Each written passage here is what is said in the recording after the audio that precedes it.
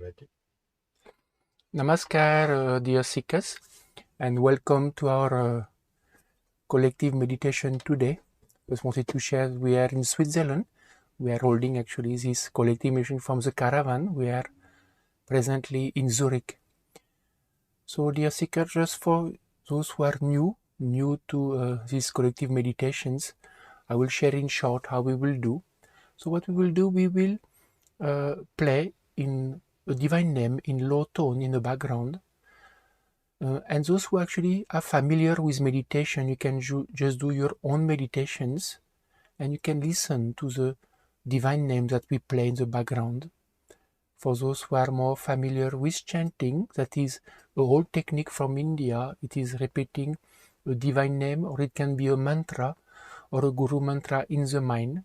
So you can do the same. You can just close your eyes and repeat the name that you are familiar to. And those who want to try to repeat the divine name, you can try also. For those who are new to meditation or new to chanting, what you can do, you can just close your eyes. You can try to relax, focus on your own breath. That means try to just go inside and try to listen to your breath or to follow your breath.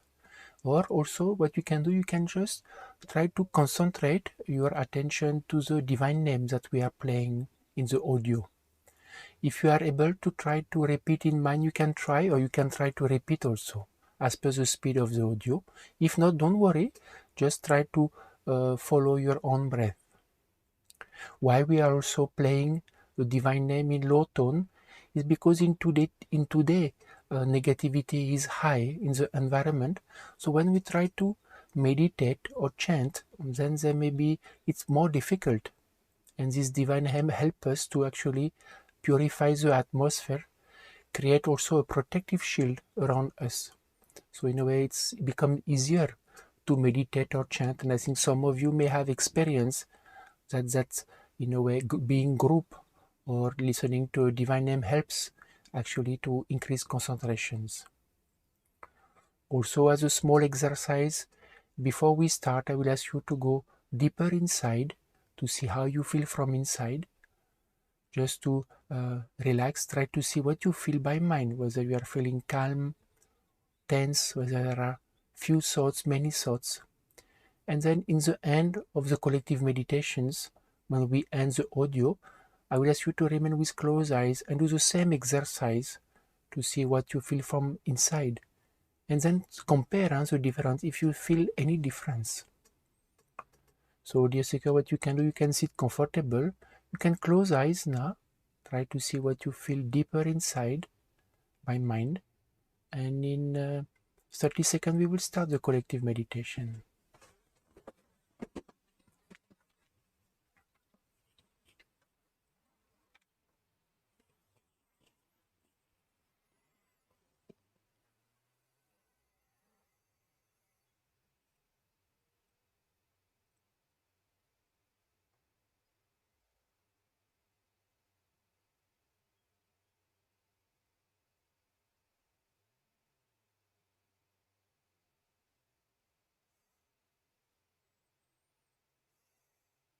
ॐ नमो भगवते वासुदेवाय। ॐ नमो भगवते वासुदेवाय।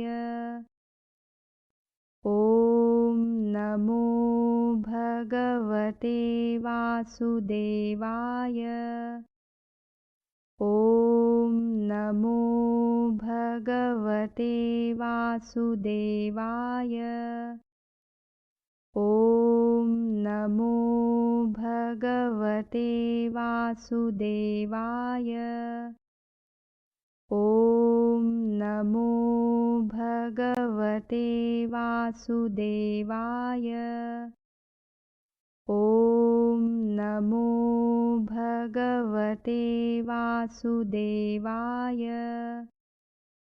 ॐ नमो भगवते वासुदेवाय।